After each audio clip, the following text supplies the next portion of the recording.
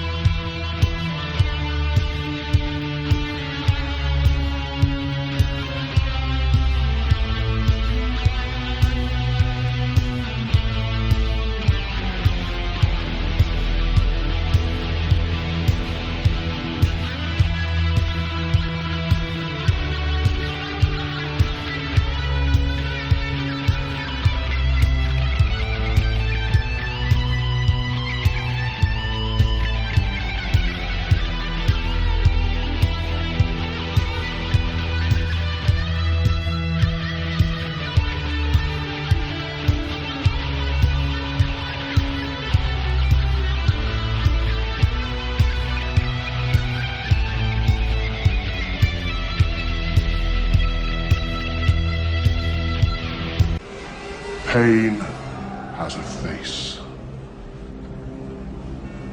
Allow me to show it to you. I am pain. Good evening, guys and girls, ghosts and ghouls. Welcome to another episode of Sacrificial Terror Podcast. I am Zombie Barbie with my awesome and amazing co-host, Lance the Flair Wagner. Woo!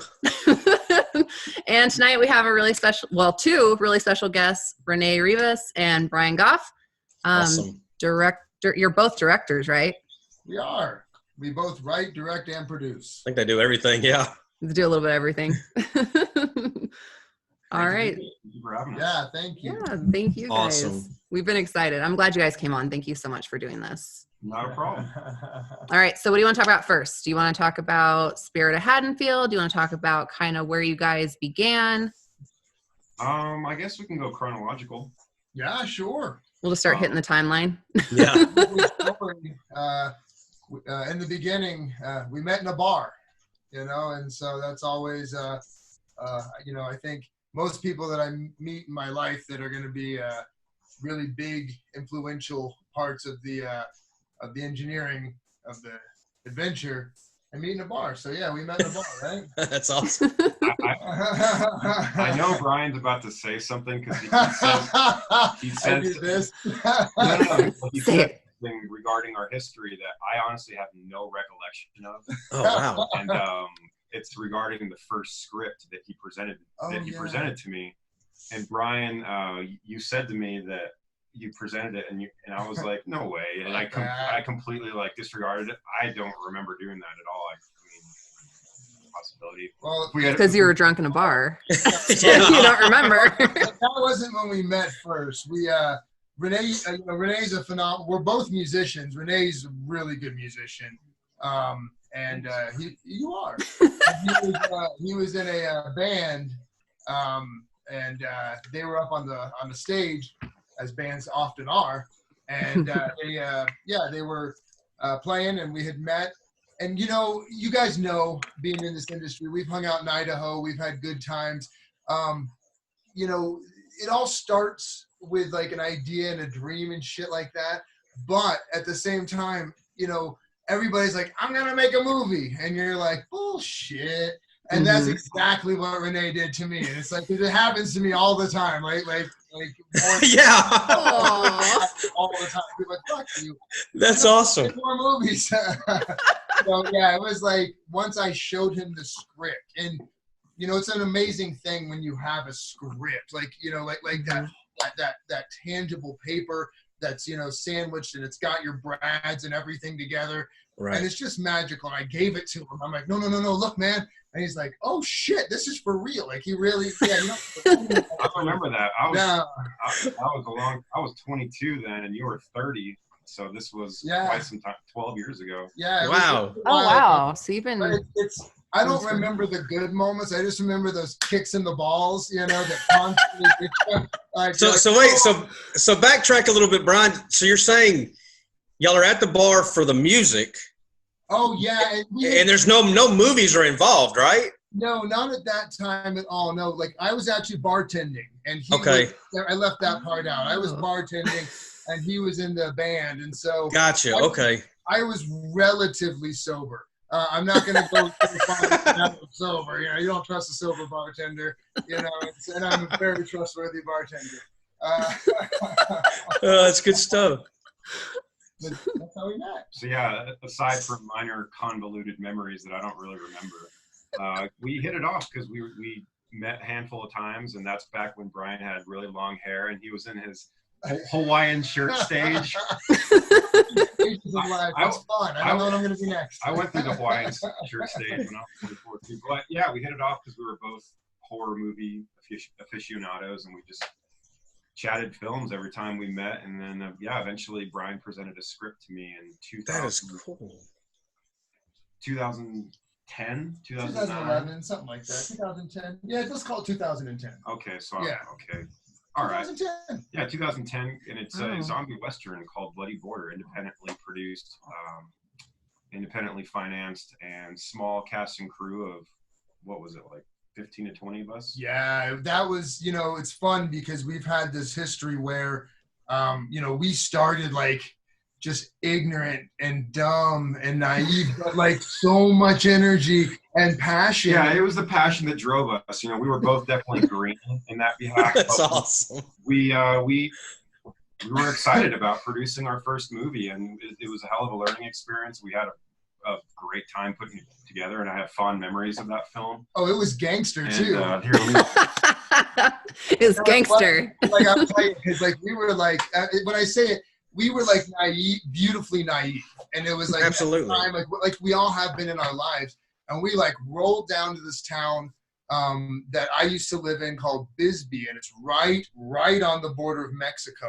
And we're out in the desert with cameras and people dressed up like zombies, and there's BP and there's immigrants and there's all sorts of like shit. And we're like, we're just filming movies, you know? And like, oh man, on like, hey, is my son okay? I heard you guys were out in the desert. Like, it's fine. We're good. You know, nobody got hurt or anything, but it was like, when we look back at it, we're like, you know, shit, man, because we were sleeping on floors, and it was really fun though. You know, it was the rock and roll time. We were actually talking about that about a week ago, and I was like, I can't believe that, because Bryan had a property that he used to own in Bisbee, where we shot part of the film at, and the majority of the cast and crew were like sleeping on hardwood floors. But it was rock and roll at the time. We were having a blast, and I was just like, at 34, my back would be destroyed if I slept. Young man's game. Like getting solid. Exactly. Here's a fun little memoir that I just pulled off the wall. This is our first feature. It's called Bloody Border. Nice. Like a little shadow box that I put together, and here's a piece of script with fucking cool. Some of my notes and. Yeah, just like a little memoir, and that sits on the wall. Very cool. And we'll move on to the next one, because the next one's really fun. That where we started cutting chops. I feel like, as far because we were cutting chops then and getting our skills, but you know, this was you know, I still have a huge fandom to vaudeville and to burlesque and to grindhouse. Yes. And so we went with this flick. We put a Super 8. We shot it in 1080. But we put a Super 8 effect laid over it to give it that old grindhouse. Love that. Like, yeah, like Greg Friedman and like that whole style, like was it Kroger Bapp and all those guys and stuff like that. So wow. Yeah, we definitely we had a lot of fun with this flick, and we go back because, you know, once every few years we'll rewatch it, and I don't wince, like, you know, like I'm just like, you know, we had fun making this flick. We had a good time, you know, and it was, you know, we knew a lot of people in Bisbee that gave us, I won't call it carte blanche, but they gave us a lot of leeway to run around till 1 a.m, just, you know, carrying cameras and yelling and freaking people out. A newspaper article that featured our movie called, here, let me do that really quick. Oh, wow. So this is and that's Bryan Goff. So Bryan directed this one, and I was the DP on this one. So that's Bryan directing, and I'm on the camera crane. And oh, wow. Yeah, it was a fun process. You know, it was our first time working together, and it was a learning experience, and it was definitely very guerrilla, go get it attitude of let's go into the desert and exert ourselves and make a movie. Fuck yeah, and sleep on hard ass floors. Only one guy got pink eye, and that was his own fault. Like, honestly, That is awesome. he was warned. Oh my god. Our two actors, which were Gunslinger Cowboys, one of them got pink eye. Oh, for real? He really did? He had to wear sunglasses. Oh man. I'm sorry, Bear, but I have fond memories of you doing this a lot. Oh, man. man. That's the worst. God. It is. You know how you get that, right? Yeah. Brian's like, you know how you get it? Yeah. That's sad, poor guy. Oh man. Well, we just went on a bloody border tangent for a bit, but that was us working together from 2011 to about 2013. Or Yeah, 2013. It was released in 2013. yeah, the beginning of the project was 2010, and then the end of the project was 2013. Oh wow. So that was like 3 years. Yeah, it was like, because it was a learning experience, and you know, we'll go. I think we'll probably want to move on to something. I don't want to cut you off, but you know, it was 6 hours away was our location, and so going back and forth and back and forth, we learned, you know. Well, yeah, and not to mention like independently financing the project. I think it was like a $33,000 budget. Something like that. Wow. And like, it was just, you know, it was fun. It was fun, but you know, everybody starts somewhere. Yeah. Yeah. Right. Yeah, that's the important part. We finished it, and we had some fun local premieres, and people got bloody, and Bryan ate my guts in the movie. Yeah. Nice. I could throw up, but I couldn't make myself throw up. It was crazy. Just puke on me. I'm like, oh, I can't. You're all trying. Like hard. I was like, yeah, I had no idea how much I could get in my mouth. My mother would be proud. That is the worst. Oh my god. Those are the golden days of Bryan and Rene working together, the early days. And then going past Bloody Border of 2014, we didn't really work on anything in 2014. That was just kind of... We wrote a little bit. Yeah, just script writing. Working the day job, but not a lot of production stuff for 2014. And then around 2015, I came to Bryan with an idea about a short film I wanted to do, and we ended up moving forward on a sci-fi noir project that has horror elements involved with it. But long story short, we went into production on a short film called Abduct in mid 2015. Wrapped the short film. It was about a 37-minute short film. Very well received based on the private. I love the film. Yeah, I love it. It's a fun independent short sci-fi noir with elements of horror in it. And we showed it privately to a handful of cast and crew, and then just roommates and other people that wanted to see it, and it was very well received. So at 30 years old, I was feeling overzealous and excited. I was like, I'm going to take this to the American film market. So we ended up bringing Abduct to the American film market, where I had no idea what the hell I was doing. I went out there basically to the Shark's Den with ambition, and I was excited, but I didn't know what the hell I was doing. I don't know how to sell a film property. I've never done it before. I've never been around film business people. I just went out there and I was like, here's a short. Anyways, wow. People that I did present it to, there was a handful of producers that ended up coming up to the table I was at and talking to me about my project. And the gist that I got from everybody there was like, oh, you made a short film. That's cute. Go make a movie. Oh. And that's kind of like it's like you're in the Shark's Den. They're not there to be cute with you. They're there to tell you the cold hard facts. That's cute. You made a short film. Go out there and make a movie. Wow. So with that, I didn't leave discouraged, because in my eyes I was like, oh, we're going to sell this thing, or we're going to get financing to expand this into a feature.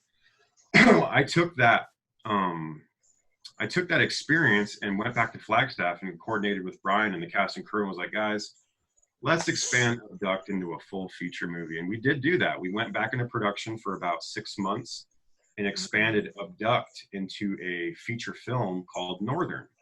Okay. And Northern sits at about 84 minutes, and it's a fun character drama driven sci-fi noir. There's a lot of human drama in it. There's some horror elements involved with it. All practical effects. A lot of practical effects. That's cool. It's love a that cool project. But the thing is, Northern never saw the light of day. We never got to release it for certain reasons, and hopefully one day it'll get released. But we worked on Abduct for a year and a half. Oh shit. And we moved forward and worked on Northern for a year and a half. So this was like almost 2.5, 3 years of making a movie, and it never got released. It's still sitting on my RAID hard drives right now, collecting digital dust.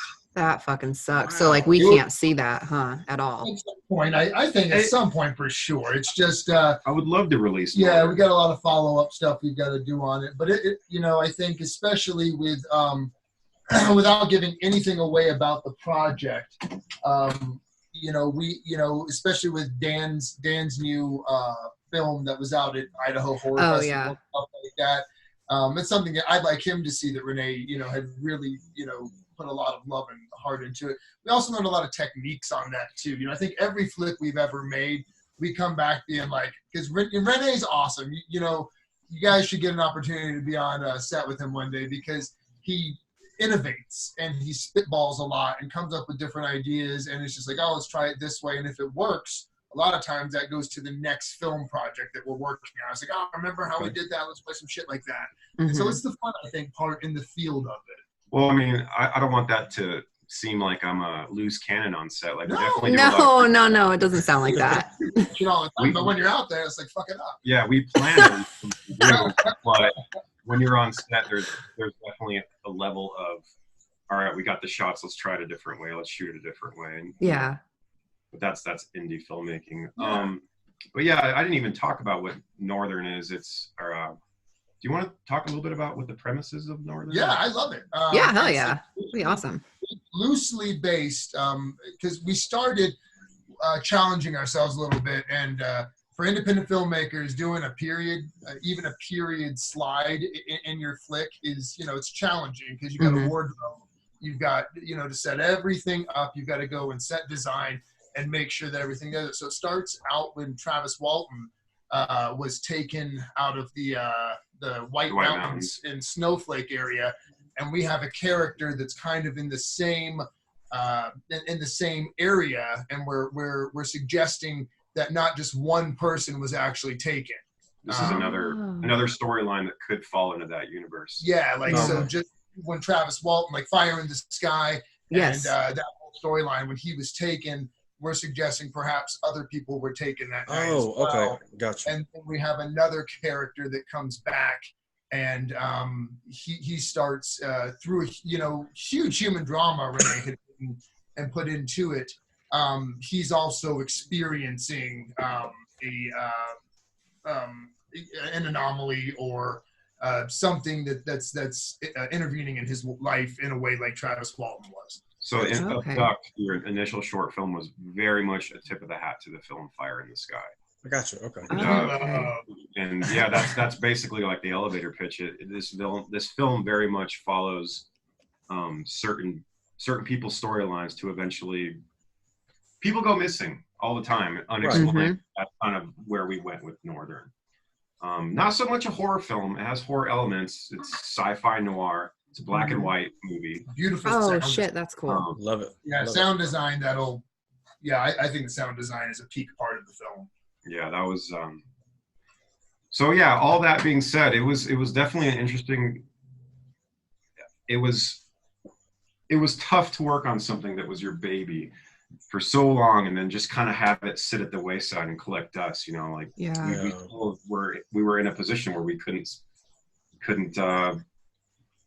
push this thing. No, it's okay. You know. Well, yeah. Yeah. And it's not gone forever. It's not like, I think that there's like scenes or director's cuts of Event Horizon that like were destroyed or whatever, and it's just like, oh my God, we'll never see that. It's not like that, you know. Yeah. Kind of sitting a little bit, you know. We got other shit. We're definitely the kind of guys where we're not gonna mope about something. We're gonna, you know, sally forth Sound like 4. Right. Sound like 4. I got that. I got it that too. reference. I was like, oh, that's what he's doing. I just watched it the other day. I just watched it. I watched it at the Egyptian actually like a couple weeks ago. My Awesome. son's name is Ash, actually. So yeah. That's awesome. We love Ash. So was it like legal issues? Is that why you couldn't release it, or? It's gotten tied up with representation. Oh, okay. And so yeah, we really just have to follow up on that. I think. Yeah, there's nothing negative that happened. It's not like a bad blood type of thing. It's just we had hopes and ambitions to sell the property. Yeah. And, land finance or land distribution on it, but it just kind of never happened. Mm-hmm. And we're in a position where we can't legally release the project on our own. Yeah. Oh, okay. So it's just kind of sitting. And eventually one day, Yeah. I've told Bryan this, which he feels like it's going to get released sooner. I feel like Northern is going to potentially be the kind of project where 10, 15 years down the line, where we're more established and we have a lot more work under our belt, it's just going to get finally released and people are like, oh, that's that small little movie that they made. I don't want to wait that long to see it. I know. Shit, man. Come on. Don't send you guys a secret primer or something. I'm dying to see it, man. Yeah, me too. It was real fun, we used it. It was definitely where we, I think, sharpened our skills a little bit more with the hazing of rooms and really working with lighting cool. techniques and just I think it's an artistic sci-fi flick. It's fun. Each project that Bryan and I have taken on and worked with together is very much representation of where we're at with our technical skills as well. Like Bloody Border is very much representative of where we were as filmmakers from 2011, 2013. The Abduct to Northern era is very much where we were from 2013 to 2015. Mm-hmm. And it's just, we're constantly learning new techniques, constantly learning everything. And the filmmaking is the hugest, what's the best way to put it? It's immensely cumbersome. There's so many avenues that you have to learn with filmmaking. You can't just get a camera, write a story and go shoot it. There's a lot involved with filmmaking. I don't think a lot of people realize filmmaking is just a very big convoluted pie. Let's put it that way. There's a lot involved with filmmaking, and Bloody Border, Northern, and then the project after that, which we'll talk about next. It's been a learning experience every single time. And you can definitely see it, how where we are as filmmakers. I totally respect that, because I'm one of them guys, like when I see people comment on like social media and they put someone's movie and I'm thinking to myself, how many movies have you made, you son of a bitch? I want to reach to my screen and just strangle them. Like, how are you putting someone down when, you got no movies? They went out and did it, And I heard something, I think it was like 6 or 7 years ago, that stuck with me. Making a great movie is incredibly hard. Making a shitty movie is just as hard. Yeah, that's right. Making movies is hard. But it's exactly what he said. Like to get you to watch a shitty movie, all the avenues, all the boxes that had to be checked. From there, from writing to production to editing to permit pulling to insurance to every avenue on that, to all the filings, to writing a business plan, to all that crazy. It's like in every shitty Troll 2, Troll. Yeah, 2. I actually love that one. It's very shitty, but I love it. People busted their ass to make Troll 2. Yeah, absolutely. Sure. Absolutely. So yeah, if you're watching that, a lot of shit got filed, a lot of paperwork got done, got kicked out and shit like that. So it's crazy. I still watch that fucking movie. Obviously you guys have seen the doc. What is it? Best worst movie ever made, and it's the doc about Troll 2 being made. No. Oh, it's so wonderful, and it's like it's got like, dude, it's like crazy because you're like, it's ridiculous and it's absurd, I guess is the best way to say it, because there's like serious emotions in this goddamn documentary about this fucking movie that you're like, how does she even get, put together? And there's parts where you're like, oh my God, like this woman is like wrecked as a human being and you feel like legitimately terrible. So yeah, you should definitely check it out. I think it's called Best Worst Movie, but it's amazing. And it's high. It's peaks and valleys in this whole goddamn doc about fucking Troll 2. You're like, That's awesome. I want to see it. I've me never even too. heard of it. I'll look it up while we're kicking it. But so yeah, the next movie we're going to talk about is the one that I want to preface it real quickly because I always tell people, it's the one that put us on the map, any kind of map that we are on at all. It's the one I think that will always say, kind of got us, opened up doors and stuff. And like I eat shit. Like I'll eat my words all day long on this fucking flick because I didn't want to make it. Like I was like, fuck this. Like when Rene presented it with me, I was like, that's fucking stupid, man. And it's like, it's real though, because normally I'm hip with the kids, and like I know what's going on, I know what it is, but then it changed, and now I don't know what it is. And it's definitely, I didn't understand the value of a fan film. I didn't understand how a fan film could be advantageous to make for us. And in the end, this flick that Rene, I hope will introduce, was the one that, it showed a lot of our chops and Rene's skills as a filmmaker. Yes. That's the spirit of Haddonfield. Yes. And what's kind of funny is this is all completely relatively new to me in the last year. I had no idea that Bryan didn't want to do this. He's never Wow. Cat's out of the bag. Left that to me until after the project had wrapped. Well, and it was, we're ride or die. In the end, you're gonna make something. Fuck, I'm gonna make it with you, man. Like we'll go out together. We'll fucking push Cassidy, Sundance, whatever, man. Like fuck it, let's get sued. And like, we'll get sued together. Fuck it. Yeah, no, we're good. Let's do this. Let's roll out. And I didn't understand. Like I was like, why are we gonna do other IP, other different kind of stuff like this? And I do love Halloween. Personally, I love 1, I love 2, but I love 3 just as much. And that's a conversation. I have something up. I have a shamrock or something up there somewhere. Right there. I could have busted out my silver shamrock. Yes. Yeah, I see it right there now. And like, I know Rene loves it too. Oh yeah.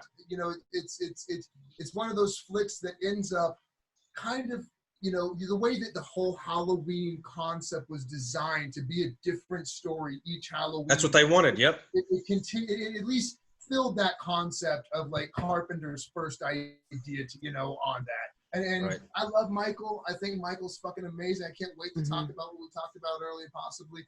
But yeah, Rene, why don't you talk about Haddonfield? Because this is his baby, and I was there to, as a good producer, I was there to facilitate his vision, to make sure it came across, like to really, make, I know him well enough to make sure his tools are there when he needs them. But this was a flick with Rene. That's fucking Rene, y'all. You're such an amazing friend. That's awesome. He didn't even tell you he didn't want to do it until you were completely done with it. Oh yeah, I was like, dude, I fucking gotta tell you something. I was like, I was like looking up law stuff. I was like, who's really litigious? Nah, he's not that bad. All right. Maybe it's really, really nice. So, yeah, moving on to the next project. 2013 to 2015 was the Abduct Northern days, and 2016 we went into writing mode. Didn't really do anything production-wise. 2017, I will forever say this: the Spirit of Haddonfield was a product of me being just bummed out that Northern never got released. Mm-hmm. I had the mindset of I am going to produce something and I'm going to fucking release it on this date. Oh, wow. And that was basically the motivation and the fire under my ass that, we worked on this film for 3 years and it never went anywhere. No one ever saw it. So I'm going to make a short film, and it's going to be a short, self-contained 20-minute short film, and we're going to release it on this goddamn date. That's awesome. And you did. Yeah. That's exactly what the motivation was, creating something and working on it and putting your heart into it for multiple years, and not having it getting released was really a kick in the dick. So Spirit of Haddonfield was just, as mentioned, I was just, let's get this thing done. Let's show people what we're capable of. Mm-hmm. That's what I was excited about Northern. I wanted people to see what Bryan and Rene Rivas were capable of as filmmakers, as directors, this is what we can do with a minuscule budget. No one ever saw it. So I was like, okay, let's move on to the next. Mm-hmm. Working with Vincent DeSanti on Never Hike Alone definitely was a huge inspiration on that behalf as well. I went out about halfway through their production of Never Hike Alone. I started seeing the buzz on it on Facebook and thought to myself, like, man, that would be so cool to work on a project like that. Mm-hmm. So I casually reached out to Vince and sent him a message along the lines of, hey, production value looks great on this. Mega kudos to you and your team. And Vince was like, hey, if you want to come be a part of it, come out to California and help us out. Aww. So Vince and I have since become really good buddies, and Bryan and him are good buddies. And it was very much reach out to this guy, help him with his production a little bit, and just kind of learn the process a little bit more. And working on Never Hike Alone, I was brought on board as associate producer, and I went out halfway through their production as a grip. Okay. I got a lot of my inspiration to move forward on Spirit of Haddonfield was like, you know, I'm going to fucking do this as soon as I didn't want to start it until after Vince finished his project. Mm-hmm. But that was definitely a huge inspiration in moving forward with the Spirit of Haddonfield. So much so that it was about 2 weeks after the Never Hike Alone was released. I called up Vince and I pitched him an idea about a Halloween fan film. You know, like Halloween is the original Halloween. I'll say this is my all-time favorite film, horror film. But Same. Friday the 13th is my favorite horror franchise. Oh, okay. For various reasons. But 2 weeks after he wrapped Never Hike Alone, I approached him. I was like, hey, man, I got an idea for a third act cat and mouse short film. There's not a lot of development with a character. There's not a lot of backstory. It's just shit hits the fan quick. And I'd like to tell a quick little chase story, if you will. And I presented the idea. I was like, well, how would you feel about playing the Shape? And he's like, let's do it. Cool. And I pitched it to Bryan, and I now know that he was a little apprehensive about it. But yeah, Exclusive. Yeah. So the one, you know, what it was it's like H.P. Lovecraft talks about fear of the unknown, you know, and it was just like, you know, it's just like, it was very unknown territories we were in, and I was just like having to scramble to like get as much. There's no information about making a fucking legal fan film at all. Like you go out there and it's just like, yeah, they can sue your ass really anytime. We can talk about those points as well, but no, in the end, it's, you know, it's exciting. And once I read the script, it was because Rene took me down a road that here in Flagstaff, when it's autumn, it looked like Haddonfield, Illinois. Mm-hmm. But like you're walking down there and you're like, this is amazing, and it happens every Halloween for us. And once I read the script and saw it, you know, I was on board. I'm not the movie, and so it was definitely, you know, once he really sold that and got that going. It was really around mid-September 2017, where the idea was really kind of what's a good word to use? I was really realizing the idea of taking this on, and around mid-September, I remember thinking to myself, like, it's going to be October soon. Are you going to do this, or are you not going to do it? And within like 2 weeks of October coming, we said, let's do this. And then we shot the damn thing. The Airbnb. Yeah, we shot the damn thing the next month. Wow. So in 2 weeks, I had to write the script, find our lead, get all the logistics taken care of, locations, props, and just really just grinded that shit out. And then we went into production October 2017 on Halloween. Awesome. Oh, shit. Like all the trick-or-treaters that you see are actual trick-or-treaters that were doing their thing on Halloween 2017. That's fucking cool. And, y'all slayed that mask too. That mask was great. Oh, that was a good that's mask. That's a topic, because a lot of people threw us under the bus that, why'd you use a TOTS H2 Deluxe? That thing sucks. No, I hate it because I own it and I like it. Like, there was nothing wrong with that mask. No, I thought it looked great. That's the universe that we're putting in. And we trimmed, or I trimmed the hair a little bit. I dirtied it up a little bit, but this is the actual Spirit of Haddonfield mask right here. I love that. Yeah, I think it looks good.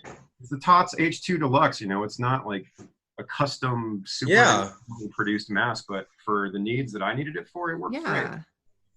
I think, yeah, it looked really good. Kind of went on a tangent. We're talking about Halloween went into production on 2017. All the kids were trick-or-treaters. But yeah, this was a completely different project in scope comparative to. I don't think it's fair for people to compare Never Hike Alone to this, and a lot of people did, and they threw us under the bus based on the fact that. So to talk about the scope, Never Hike Alone had a budget of $40,000. It's a feature. I mean, it's only 50 minutes, but it's a feature budgeted production with $60,000 red cameras and a whole G&E crew and stunt team and professionally Hollywood made props and the whole 9 yards, like a whole Hollywood set.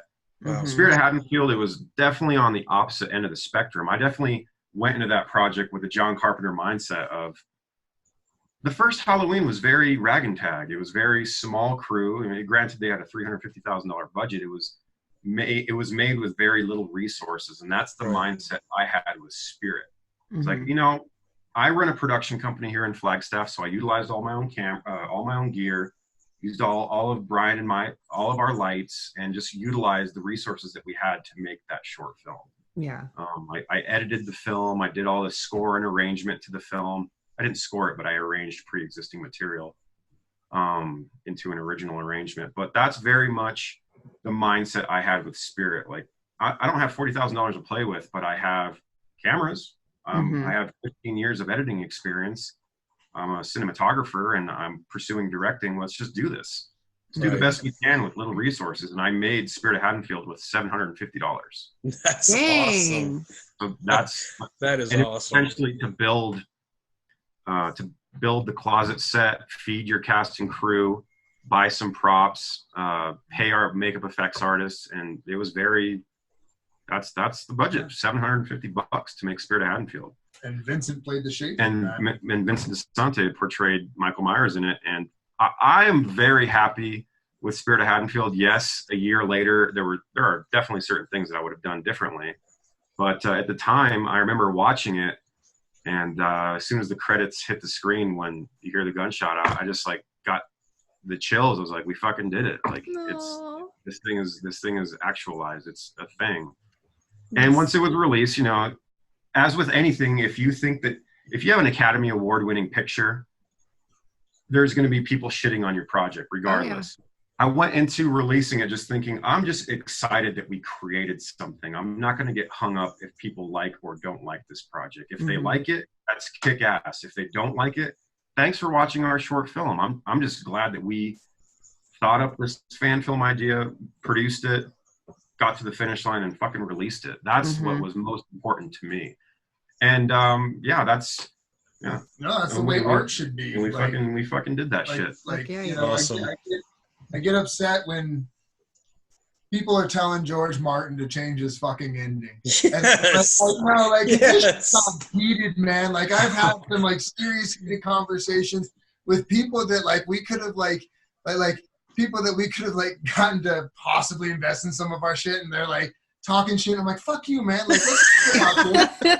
I'm like, don't hate me later. But at the same time, it's the artist is there to put it out there, and it's your job as a human being to interpret it the way that you're going to interpret it, and either you like it or you're not.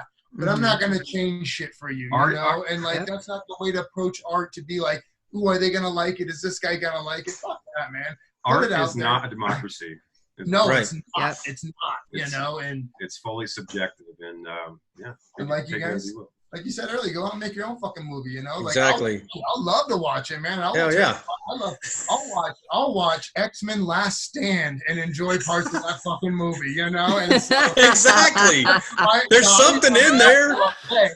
There's the worst movie out there. There's something good in it. You just got to find it. That's what I'm always saying, My mind, my brain, struggles to understand Kelsey Grammer is beat. I'm like, what the hell, man? Even my. What were you thinking? That's all right. This is Frasier. That's good stuff. Well, I liked it. Oh, thank you. To circle back around, The Spirit of Haddonfield was very much an homage piece paying tribute. John Carpenter's Halloween, my favorite horror film of all time. It did take place in an alternate Halloween H2O universe.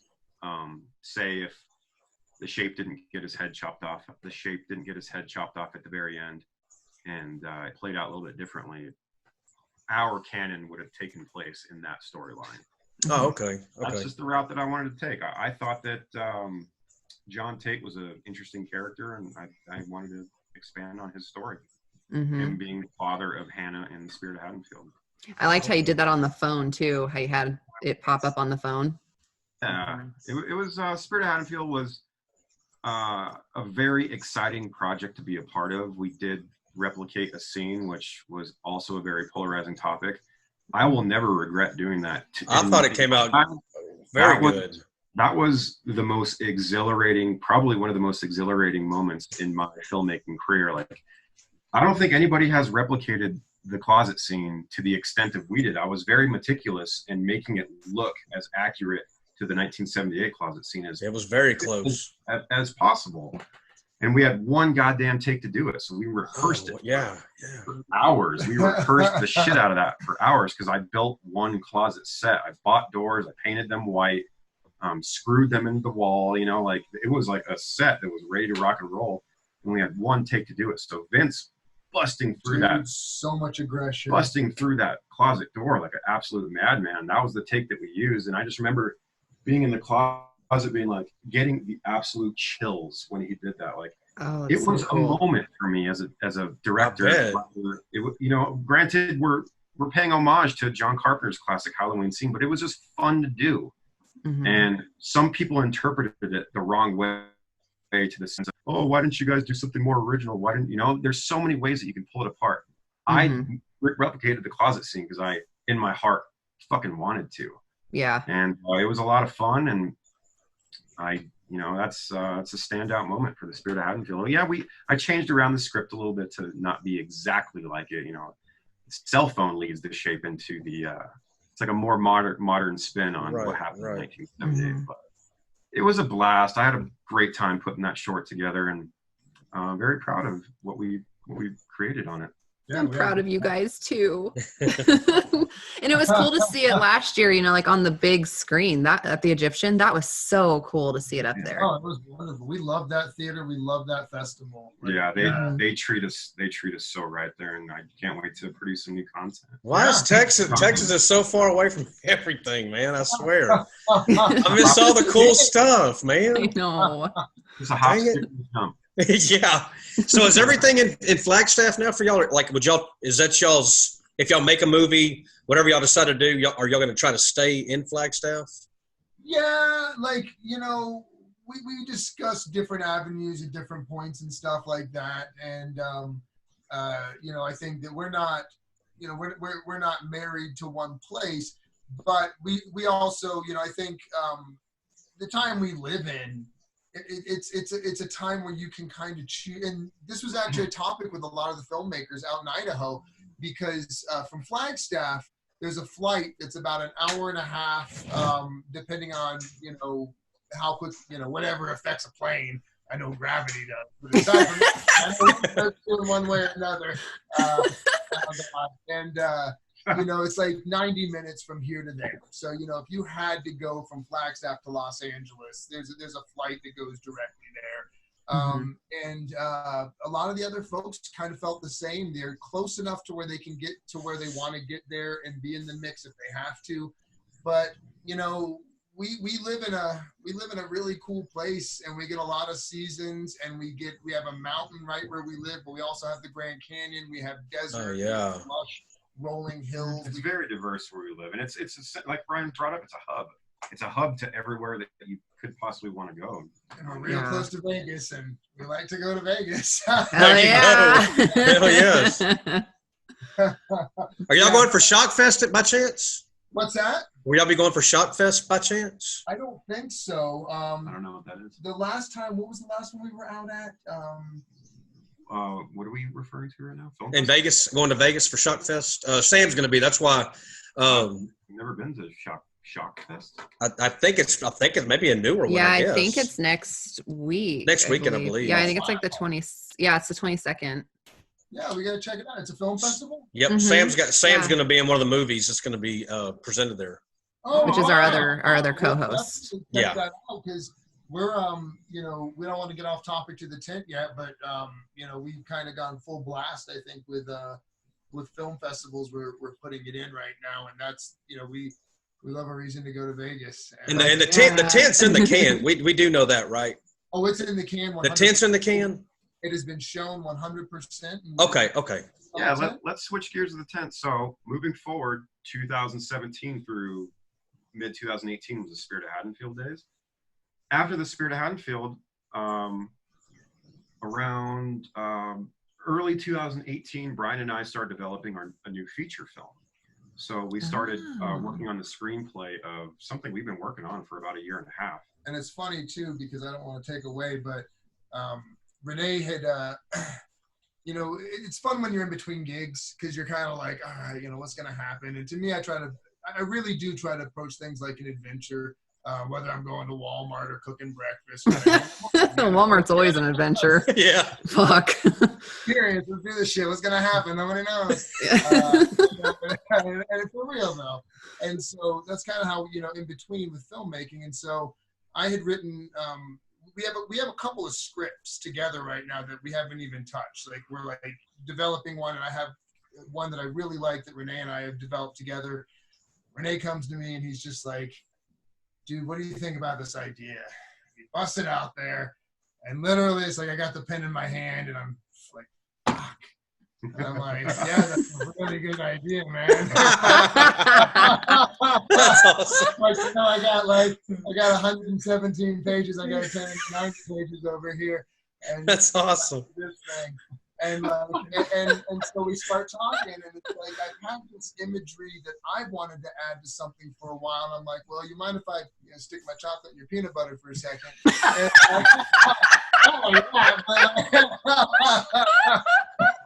And so we float around a little bit, and we start like really developing this concept where immediately, sometimes when you're working on a project where you're like, whoa, fuck, man, like let's drop, stop the presses, drop everything, let's start developing this.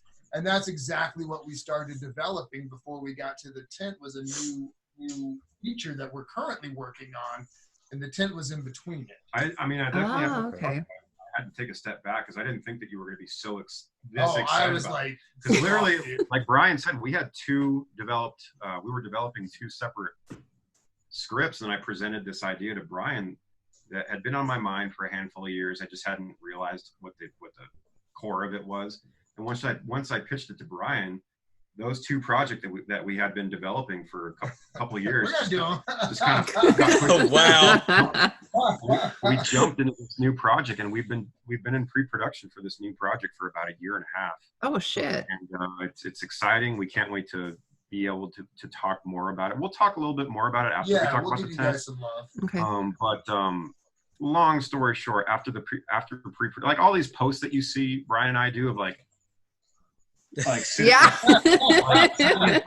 sitting in front of the computer, we're working on the pre-production, and we're putting a lot of mileage into doing this next project right. We're producing and prepping the shit out of this next project. Yes, Mm-hmm. like we've never prepped a project like this before.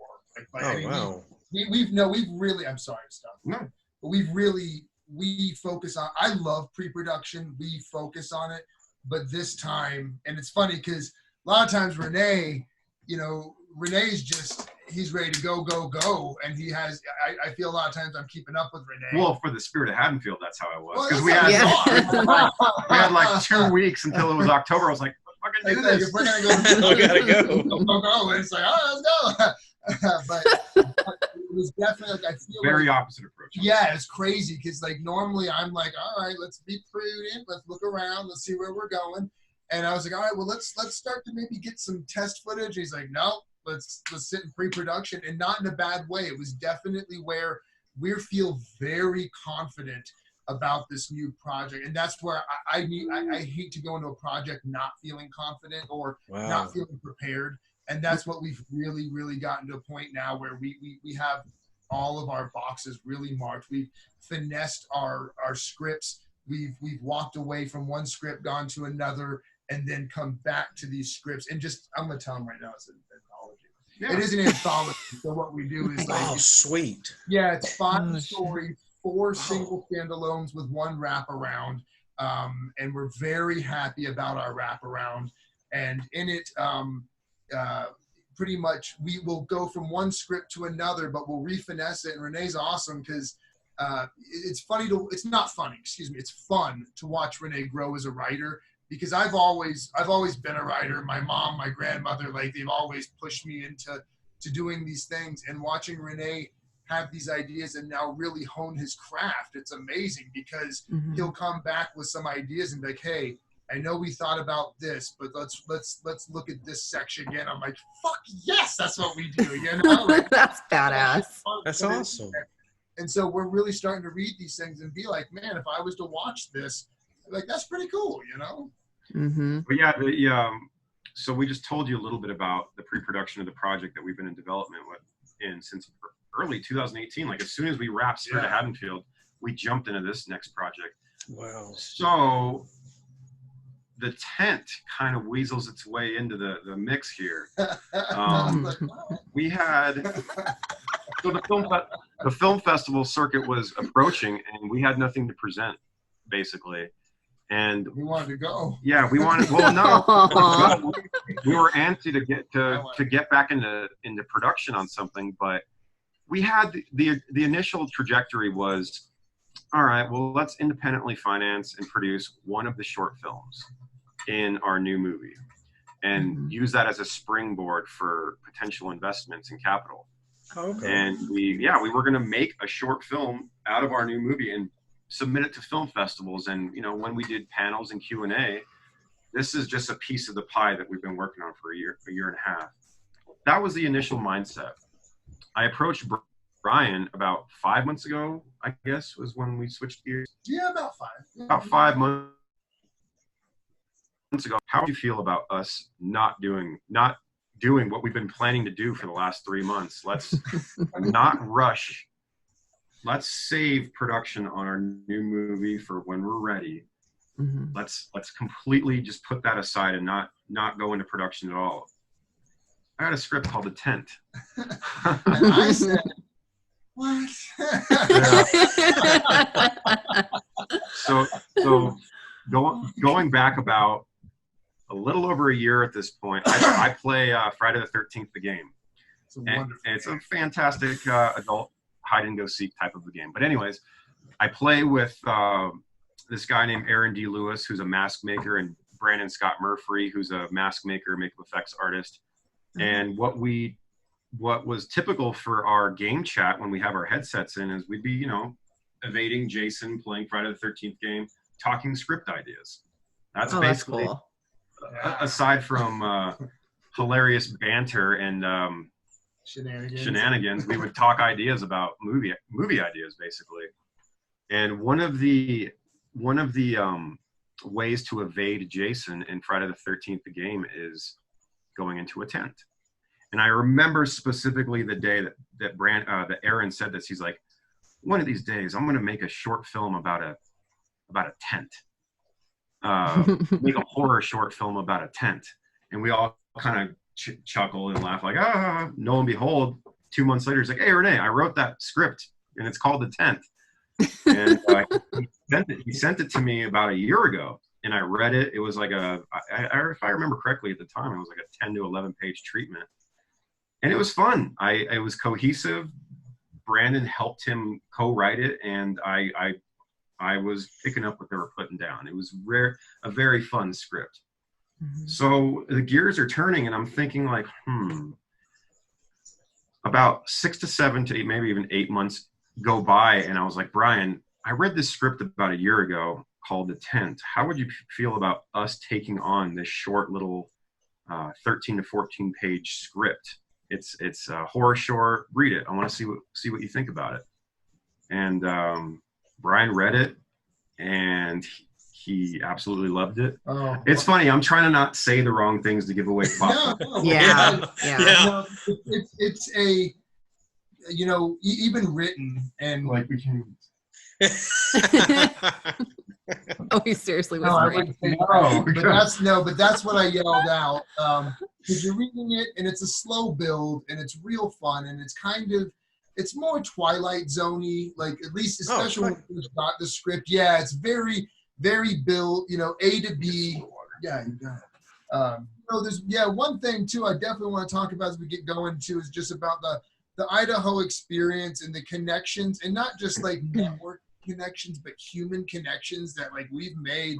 Like I mean, even you guys, but yeah, it's been really, really fun. When we first read it and reading the script through, it is like it's a slow burn. It's a really nice setup. It gave Rene and I a lot of opportunity to use our surroundings. But I'm reading the script and I'm skeptical right now. And, you know, I love Rene. We're going to make films forever. You know, no matter what we're doing, you know, we're going to be doing this. And it's definitely like I'm reading it and I'm enjoying it, but I'm like, okay. And I get it. I get to the punchline and I'm like, fuck yeah, we're making this. Like, no problem. You get to it and I was like, oh. And I said, what we whispered right here is like, it's and that's it. And then Aaron was like, yeah, you know, he's like, what do you think? I was like, I was genuinely surprised and I enjoyed it a lot. And reading it, I realized that we had a lot. I mean, we had a lot to work with. It was a good primordial sludge that we could then pull and piece together and make our composite out of that we wanted to be there. And a lot of our movie showcases where we live. We live where these gorgeous aspens are, where they turn into the pine and open into meadows with a huge mountain behind them. Wow. And it's fun, man. It's gorgeous just to go out with your dogs, you know, walk around and just let them off the leash and just have a good time. And we got some great drone shots that we wanted out of it. We got some good follow shots. And when we we put it in Idaho, one thing that we really experienced out of the Idaho Film Festival last year and this year were these connections with people. And, we definitely have kept connected with them. And that's kind of something I've always fantasized about. Like, and it's going to get stupid, but like a horror clubhouse almost. Well, and like the Velvet Underground with like Nico and like fucking Andy Warhol and like all this collective of just like fucking people smashing ideas together, you know, and we're just like, we're like, oh, what do you work on HP shit? That's fucking awesome. And you do all this shit. And like people like really, even throughout the off season, we're still following each other and connecting and stuff like that. And it's something, you know, at the very least, I've always wished for it. And, you know, it's like the beatniks, you know, like Neil Cassidy and Kerouac and Herbert Huncke and fucking, I can't remember. The guy didn't quite shoot the apple off, is what I said. But anyway, William Burroughs. There we go. I think he wasn't sorry to cut you off. What Brian's trying to say is it was really refreshing to network and socialize and brainstorm with like-minded misfits like ourselves. Yeah. You know, like Flagstaff. We love Flagstaff, but there really isn't a horror community here. Like all the filmmakers here. Yeah. It's very it's cool, but it's outdoorsy doc. Yeah. Okay. A lot of the horror filmmakers are prominently environmental, outdoorsy type of. That's the kind of filmmakers that are here. There's not a lot of horror people here. I call us the misfits here in town. We make the misfits. There you go. Michael Graves version. I mean, I love Glenn Danzig version, but Doyle's my hero. Circling back around to what Bryan was saying, aside from story elements, the tent visually is an immaculate looking movie. Like we really utilized beautiful surroundings and exteriors of our backyard of Flagstaff, Arizona. That's awesome. I guess let's talk more about the tent. The production of the tent was a blast, but it was fucking exhausting. We all threw our I bet. I had no the more I started reading the script and the more it dawned on me, I was like, our character is, well, I don't want to give too much away, but there's a lot of running in the short film. Which equates to me, the DP, doing a lot of running. I didn't think about that. Yep. over the span of the first 2.5, 3 days, we traversed 15 plus miles. Oh, shit. And that's a lot for me. I'm not a fucking trail runner, you know. That's it's also a lot of up and down. And yeah, it wasn't just flat. No. Straight down and then straight up. Wow. But the production of the tent was a blast. It was a completely different experience than the Spirit of Haddonfield was. You know what I noticed about the Spirit of Haddonfield? We didn't do any reshoots.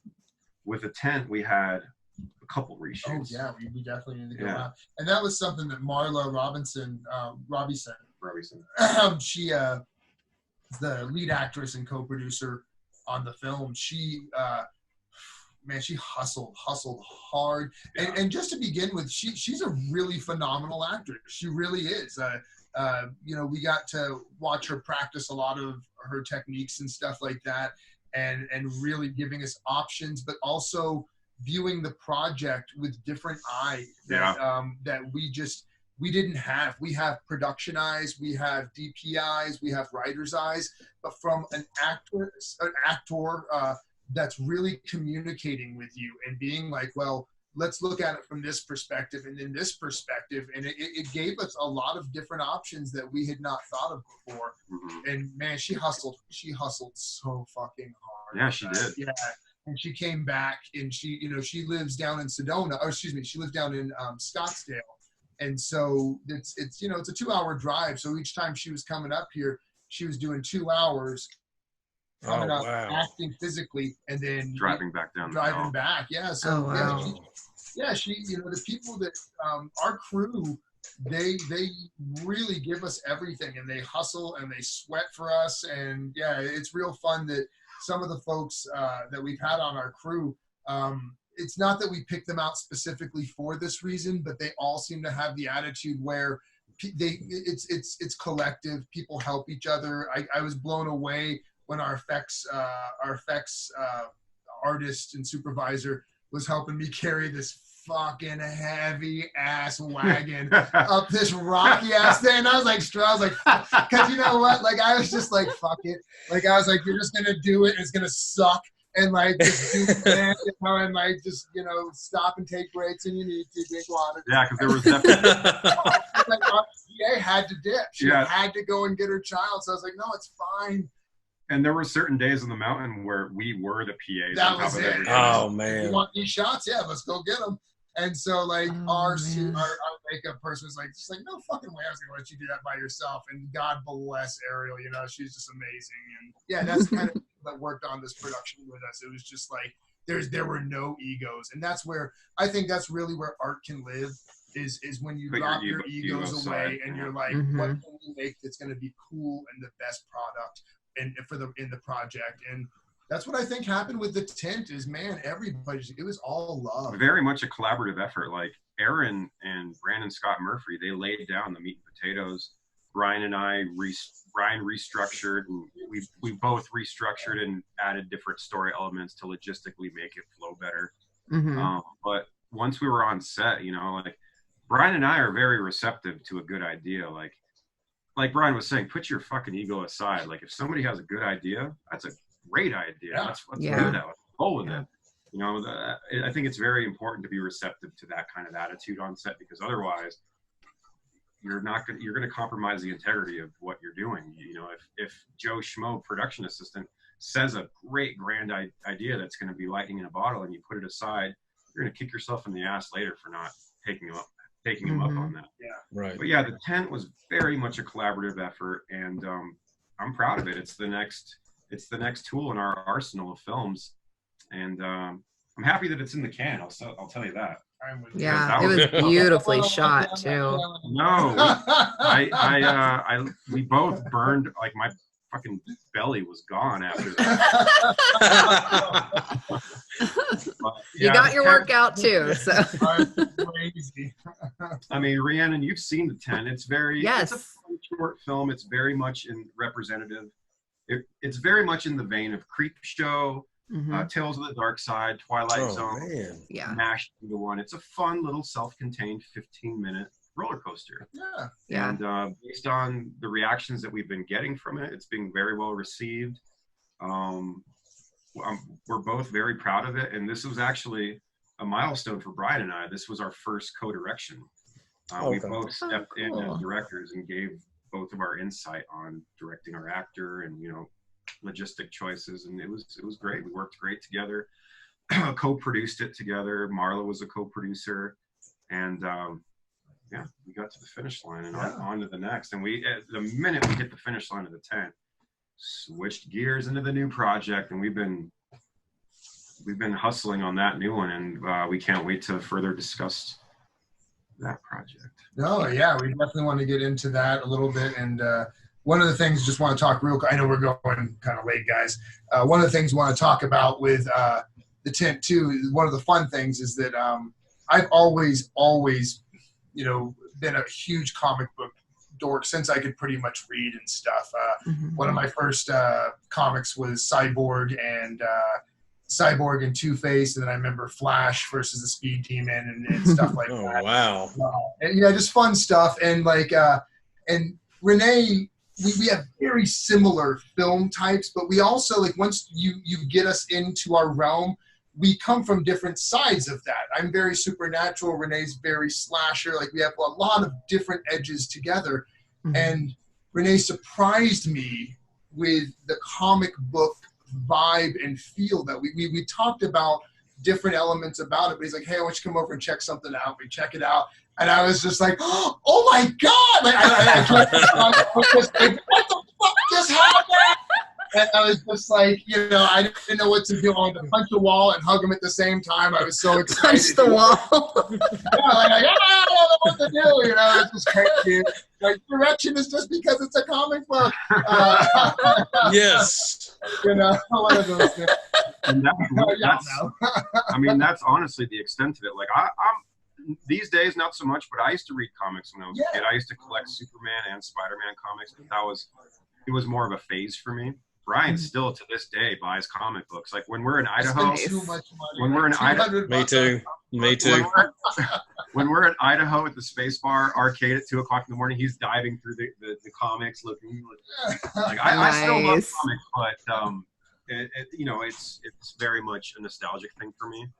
So that's exactly kind of how it was presented. I was in the office one night, and I was just like chewing on visual imagery for the tent, and I couldn't put my finger on it. And I was like, you know what? I'm gonna roll with this idea that just spearheaded into my head, and that was the poster. I designed that poster in Photoshop and presented it to Bryan the very next day. I was like, hey man, like, didn't really ask you about this. We didn't really talk about this. I want to put it on your radar. If you don't knew he'd like it. You knew he'd like it.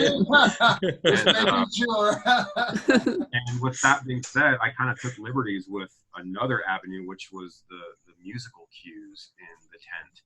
We didn't talk about that at all either. And I kind of presented, I was very stuck when it came to, like, the art style and visual aesthetic of the tent was one hurdle.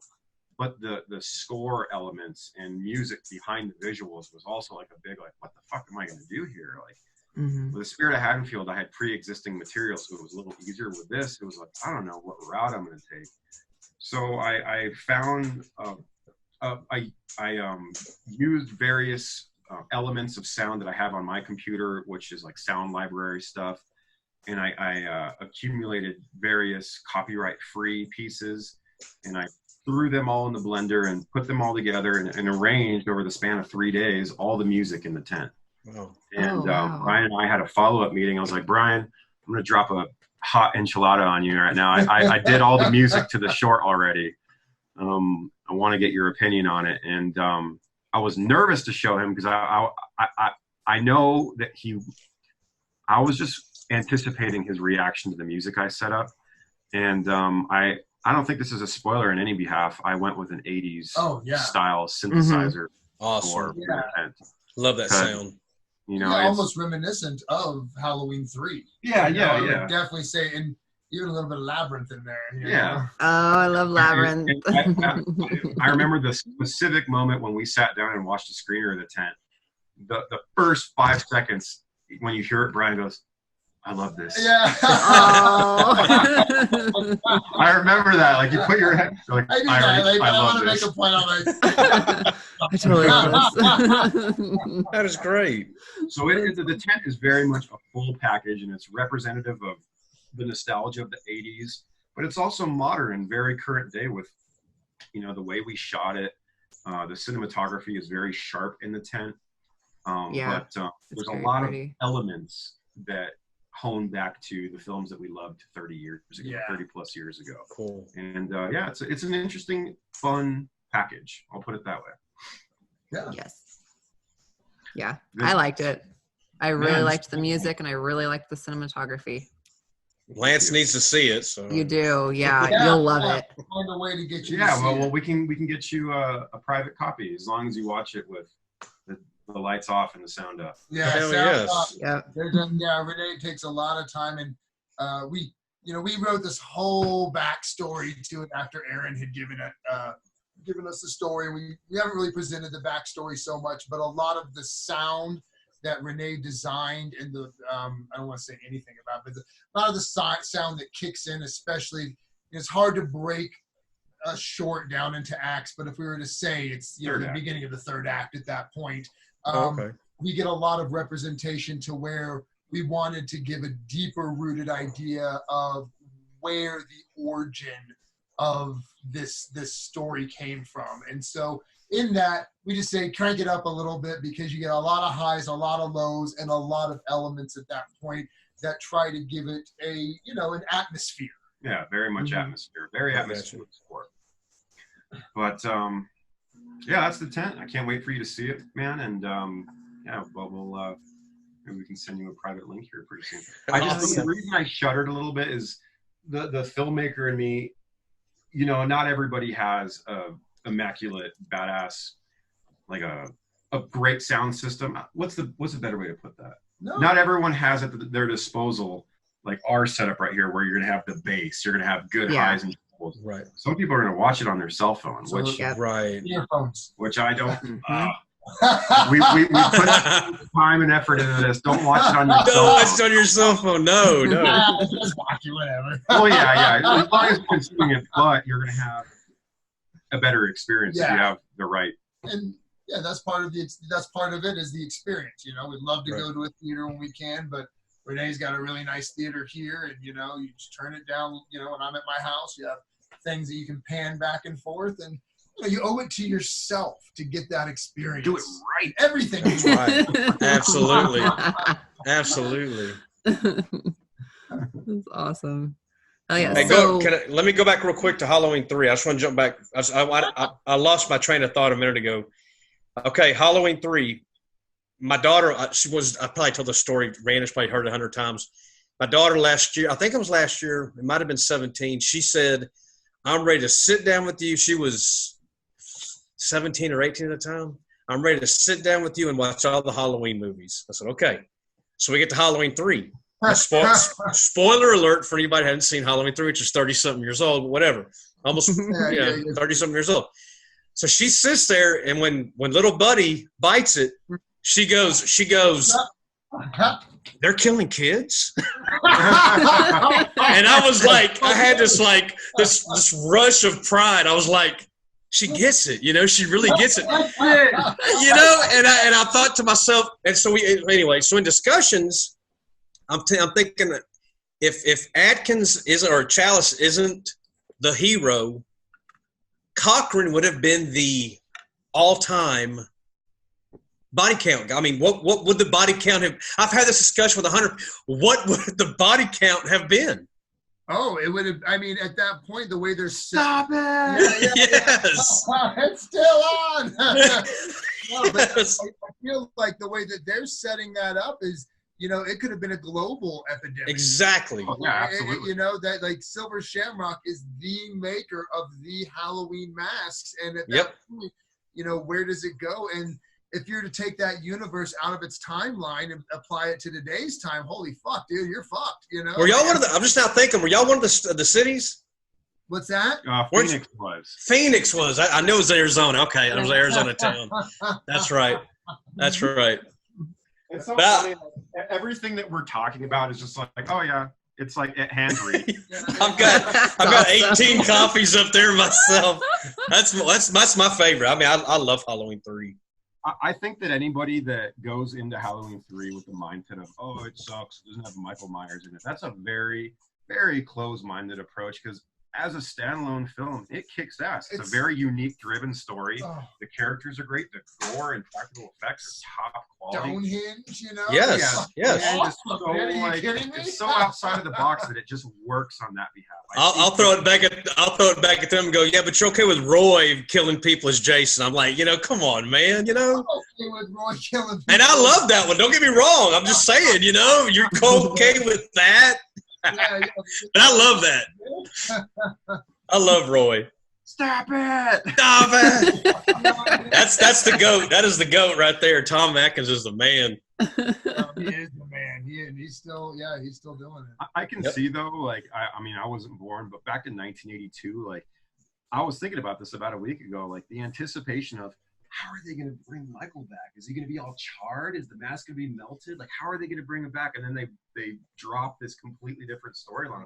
People must have fucking hated it at the time. But when I first saw it, I didn't understand it. We ate it up. I don't get it. But I mean, it's just a cult. It's just oozing in cult. Well, and it challenges you. It's unconventional as far as the next flow of the next film, and especially when, you look at it, was 82 came out? 82? Yeah, you're looking at 82. Fucking, how did people, people went in there thinking they were going to see Michael Myers in a movie. Yeah. No idea, dude. They walked, they didn't know until they walked out. And they're like, Michael Myers wasn't in that fucking movie. So. He was in it for 1 second at the bar. They show a commercial of Halloween. That was it. They snuck him in the movie. That was it. Cameo.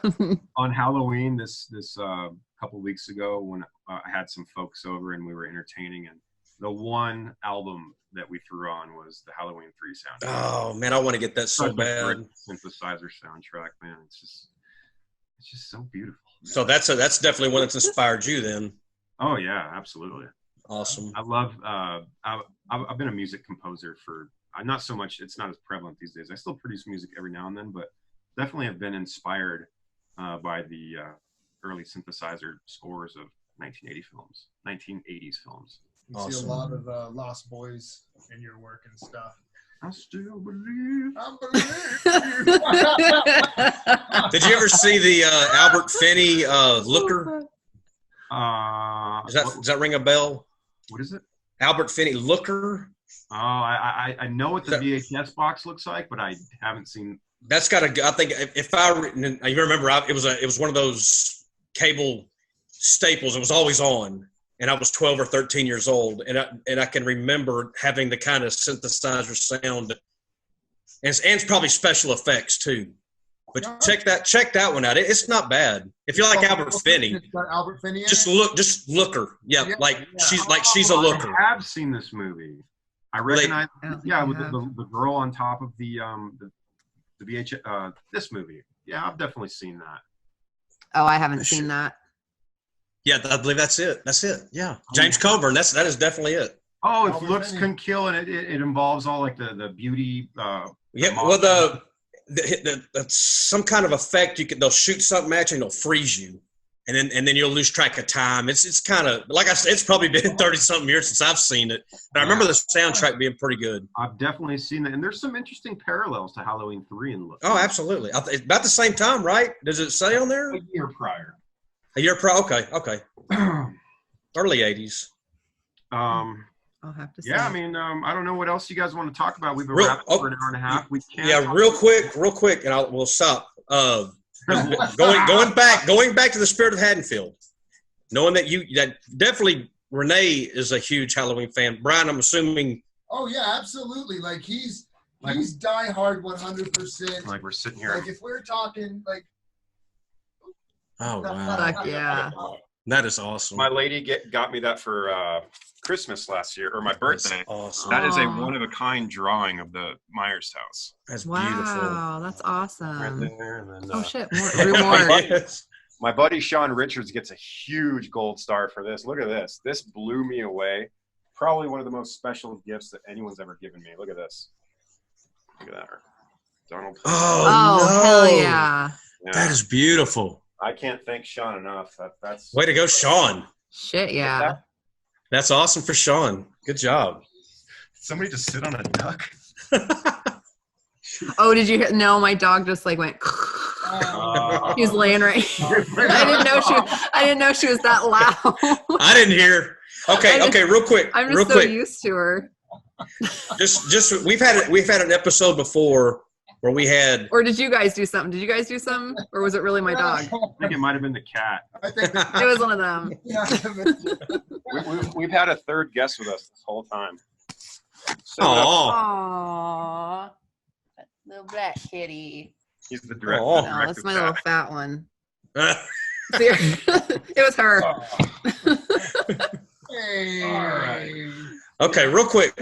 Oh, We've had a whole episode before where we discussed Carpenter versus Rob Zombie's Halloweens. oh boy. So we don't have to go too far into it, but we know that you prefer that's your favorite movie. Did you give any credence? Did you like any of the Rob Zombie stuff? You know, I'll lead with this, but I definitely, there was a lot of anticipation and excitement in 2007. I remember going into the theater with not necessarily high hopes, but I was curious at the approach he was going to take. I knew it was going to be gritty because Rob Zombie's aesthetic is kind of trashy. Right. Yeah. But I remember within the first 6 to 7 minutes, it's the same feeling I had watching the Friday the 13th remake in the theater. I just kind of being like, you know, like it's trashy. It's white trash. It's there's a lot of vulgarity, and it's got its Rob Zombie stamp on it 100%. It's fun. I like it, but I don't love it. It does have some great moments. I do feel like that movie is very bogged down, though. It's very clunky. Like, especially towards the third act and chase scene. I feel like the chase scene lasts like 20 minutes. Yeah, it's a long chase. You're right. Mm-hmm. It's a fun movie. I definitely have to give accolades to Zombie for delving into the backstory of Myers and the origin. That, you know, no one's done that before, and I enjoyed it for the most part. I thought it was a unique approach on telling the Halloween story. Like, this is him as a kid. This is him getting bullied by the school bullies, and it was fun. And then when it switches gears and gets into the second act, it switches to him to be an adult, and it was fun. I liked it. It was cool seeing Daniel Harris come back. But overall, it's kind of like a watch every other year type of thing for me. Gotcha. Okay. Halloween 2. You know, Brian. Brian's shaking his head. No. Goff couldn't say that movie. Are you kidding? yeah, Sorry, Halloween sorry. 2 is definitely a clunker, but I will say on my I've only seen Halloween 2 3 times. That's how much I was appalled by the film. It was the whole white. I mean, It's bad writing. I get what he was doing, taking an originality approach. Like, this is my movie. This isn't remaking the original. This is my Halloween movie. Like, I think I've heard him say that in various interviews. Like, Halloween 2007 is a direct reimagining of the original. Halloween 2, it's its own standalone film. Right. Think about it. It's. I mean, granted, it's an extension of the first one. It's its own standalone movie. Did you see both endings? Did you see both endings to it? I'm sure I have. I think, Okay. But going back to Halloween 2007, it's fun.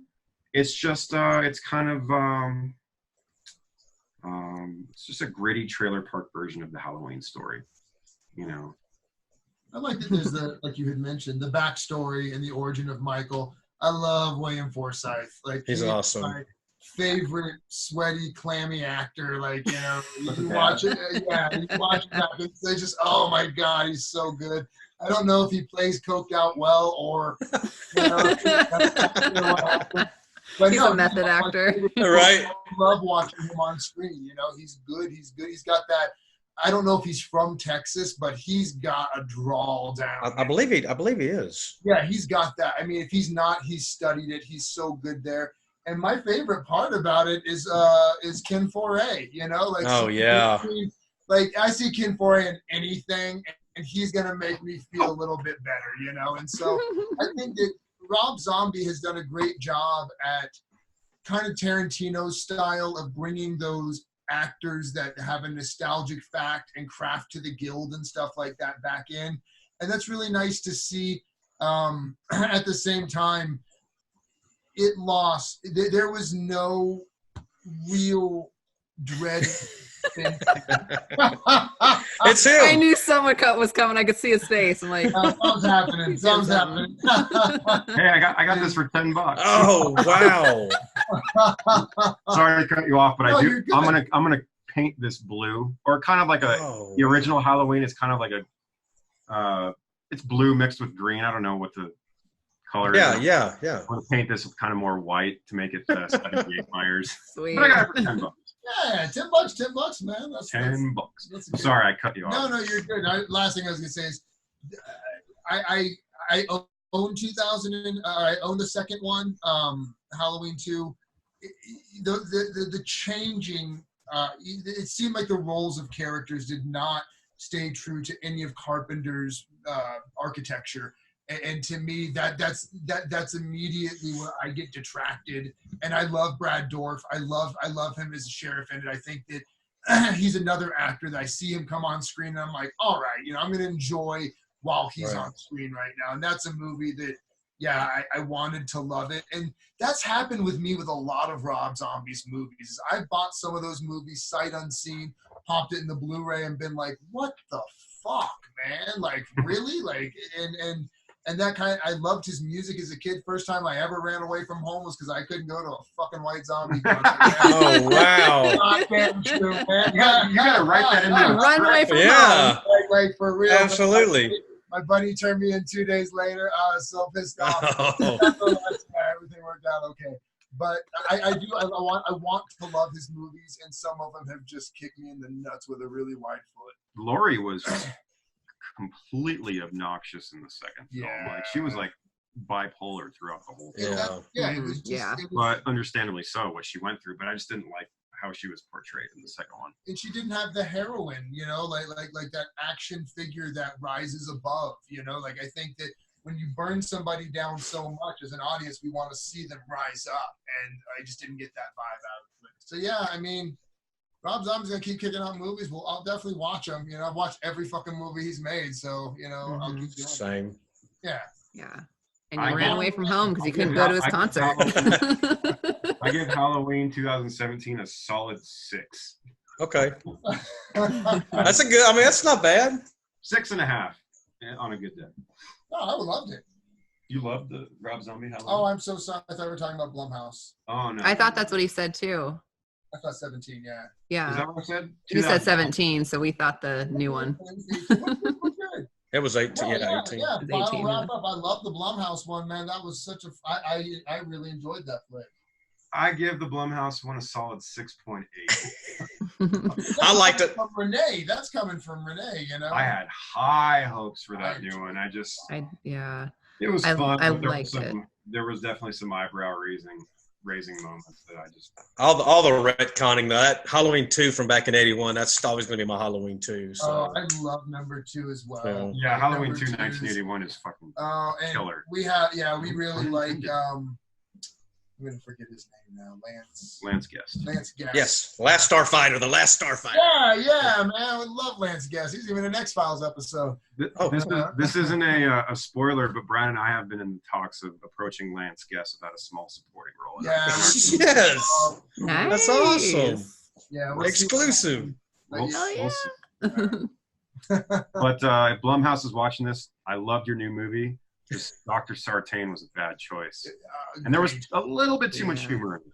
But otherwise, Halloween 2018, I will say, has a scene that is contending for my favorite Halloween moment sequence in the whole franchise. That's a bold statement. Hell yeah. Hey. What is that? Well, Yeah. My favorite horror movie moment of all time is John Carpenter's closet breakthrough scene. That is just fucking terror. When I saw that when I was a kid, That'll mess you up. That'll mess you up. It's not this other scene I'm going to talk about isn't my favorite in the sense of it being scary on in a technical aspect. When Michael Myers goes trick-or-treating, the long, intricate one takes of following Michael through the houses. Oh Mhm. yeah. The new one, that is just a lot of my visual style is I absolutely love long one takes. As you saw in The Spirit of Haddonfield, you know, Hannah gets up, she goes to the window, she gets scared, she runs into the kitchen, she ducks, she gets on the phone, she hears something, she looks up, and you see the shape behind the door. Mhm. That was a very hard shot to pull off. It took us like 13 takes to get that. Oh wow. But with that being said, when I saw that in the new Halloween movie, it just resonated with me a lot. Like the amount of blocking and just Coordination. yeah, the coordinating and what's the word I'm looking for when dancers Choreographing. the choreographing. Thank you. It was just a very the technical merit of it was just fucking beautiful, and That's that shot of him off the street to the garage to the kitchen. Yes. that whole sequence. That's a great. I know exactly what you're talking about. That's was awesome. I love that. That's that's the highlight of Halloween 2018. Awesome. 2018 for me. And see, people won't appreciate it, but being a director, that you've really, that's what you really focused on. A lot of people probably didn't really appreciate that scene. Mhm. That's hard to pull off, man. One takes they're technical, and they happen to be one of my favorite techniques to use in cinema. Is Did you enjoy the Michael Keaton? Oh God, dog! There's that long. Oh, you're talking about Birdman. Now that Yes. That was wonderful. beautiful. Yes. I loved that movie. Absolutely. And then The Revenant as well. That opening scene when they're being set on by the Native Americans, and it's just Right. like one long one take all around, and everything is just, yeah, like Rene said, it takes so much coordination, and one little thing, and it's okay because it happens, but one misstep, one wrong hit, you're like, all right, reset, you know, and Yeah. 13 times you're like, all right, we're gonna get this, guys, but it gets heavy, you know, it gets mentally fatiguing. It's wonderful. I think we have the longest show ever, huh? Yeah, I think so. You guys are awesome. Shit all day. Fuck yeah. We're going on an hour and 45 minutes here. That's awesome. Oh yeah. All right. So this is part of the show where you guys can give, if you want, special thanks, links to find you guys, links to find some of your projects, things to look out for that's, you know, upcoming here soon. So we'll let you guys. Sure. I mean, I guess first and foremost, we just got to say thank you to everybody that supports us for, Oh.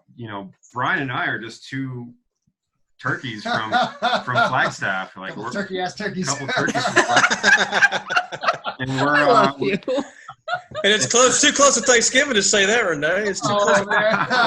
well, that's a little inside joke. Bryan and I we've been calling each Forever. other turkeys since Bloody Border Days. Bringing it back. Bringing it back. But we're very appreciative of everybody that follows our work and just supports us and pushes us forward to, Yeah. It's been platform into the next big thing. phenomenal support from people that you have no idea, supporting you. It's amazing. Yeah, and big thanks. I am parched here. Big thank you to you guys for having us. Big thank you to the Idaho Horror Film Festival. Big thank you to the Orpheum Theater here in Flagstaff. Big thank you to the horror community and everybody that wants to see us produce some stuff, because we got some pretty cool stuff on the radar and we can't wait to share with you. Sounds on the good. next project, which at this point all of our eggs are in the basket of this new next project. It's just We got a bunch of shit in our back pocket too, Yeah. but all of yeah. we have a very important meeting. We got an important meeting on Sunday with somebody we're excited to talk with, and that's all I can really say at that point. Yeah, But actually, a fellow director, we're excited to work with, and that's what we're doing with our new project. Is Renee's going to direct one. I'm going to direct one. I was going to ask. Okay. Three other guest directors coming on. Wow. Okay. And we've got a meeting with another one here. So as we release that, we'll let you know. And you guys can find me at www.leftlanelabsfilms.com, and you can find Rene at. Well, my production company Sorry. for day job stuff is ReneRivas.com, but you can find me on social medias, Facebook, Instagram, and My Instagram is Rene_R_Rivas, and my production page is Rene Rivas Productions before both of those. And yeah, we're in it to win it, and it was fun to kind of give you guys a retrospective of our history as well. Like, we haven't done that ever. So that was pretty fun as shit. Exclusive. That was Yes. super cool. Yeah, thank you guys so much. That was awesome. Brian, that was fun as shit. And speaking of total transparency, I'm looking at the clock. I remember looking at the clock at 10:42. I have to pee so bad. Oh, me too. I know my knees are up in the chair. I'm like, oh god. I drank like 3 glasses of water sitting and talking. I know. I had a big old like Starbucks cup and then one before you guys too. I was like, fuck. All right. You may just burn through ours real quick. Yeah. Yep. So do yours. Just want to real quick, Indie Brigade with George C. Romero and Joe Ridgely. It's a really, really cool show. Check that out if you can. It's on Facebook. Check them out through Facebook. We have a sister podcast coming up pretty soon. Primetime Horror. Thad Timothy, Lance Dale, and David Martin. That's gonna be really fun. Mm-hmm. Some regulars we always have to thank is Aaron Garcia, James Blankenship, Scott Williamson, and Damon Williams. Daryl Hook, who, by the way, if you're interested, Halloween 3 Lovers on Facebook, he runs that group, and it's really, really good. He's also does some fun stuff on YouTube, Mr. Meat Hook. And then Roy and Lisa Rose, they own the gas station in Bastrop where the original Texas Chainsaw Massacre was filmed. Oh, wow. You can go there and visit and eat barbecue and get some cool stuff there. And then the Cult Classic Convention is coming in February. And there's gonna be a lot of cool people there, and they're running that. That's their convention. I need to get my tickets. Yeah, that's February 2020, Valentine's Day weekend. And then real quick, people we've had on the past, we like to shout out to Billy Pond, Parrish Randall, and Bill O'Burst Jr. from Circus of the Dead. Some of my artwork back here, my Michael Myers, my Papa Corn, that's from Brian Clegg, art by Clegg. And we had Mindy Productions on recently, Itai and Asaf. They're awesome. That show will be coming up pretty soon. Check that out if you can. Yeah. And Sarah and Josh Schultz, who I believe y'all know, will be on tomorrow night. And they're awesome people. And then my off-screen producer, who's actually getting ready for bed, Samantha. Samantha, and then I love Rhiannon and I love Sam. I'm sorry Sam couldn't make it. He's been burning the candle at both ends. Like he's busy as hell. Making movies and his job. He's probably just wiped out. So that's cool. And I think that Oakley Dokley, I'm done. So all right, and then Chris Atella. And Chris Atella. Intro and outro music. Didn't write him down again. That's okay. I got it. You got everybody else, so we're good. He's gonna kill me. So I want to thank you guys for coming on. We've been so excited to get you on, and you guys were so much fun, and it was great to hear all of your backstory because I didn't know any of that. Yeah, we just have fun. You know? Yeah. Turkeys. I was telling Brian, usually for any kind of vlog or whatever podcast, I get nervous and bubble guts. But before this, I was just like, let's just have some fun with it. Didn't get nervous at all. That was awesome. Good. That was awesome. I shit twice. You're gonna have to clean up when we're done. You shit twice. Me and Rene have to pee. We're like, oh gosh. Yeah. I'm squirming right now. My legs are. All right, I'm almost done. I just got one more thing. So check out my book, Broken Halo. It's on Amazon. There's print version, Kindle version. So I wanted to thank Crazy Ink Publishing and Aaron Lee for taking on my books. I have 2 more coming out. I'm not sure the release dates, but I'll let everybody know. Thank you to my co-hosts. I love you guys. And without you, we wouldn't have a show. So that's it. And thank you guys again for coming on. Not a problem. Let's do this again soon. Absolutely. Absolutely. Definitely. All right. And we'll talk to you guys soon. Bye, guys. Okay, bye, guys.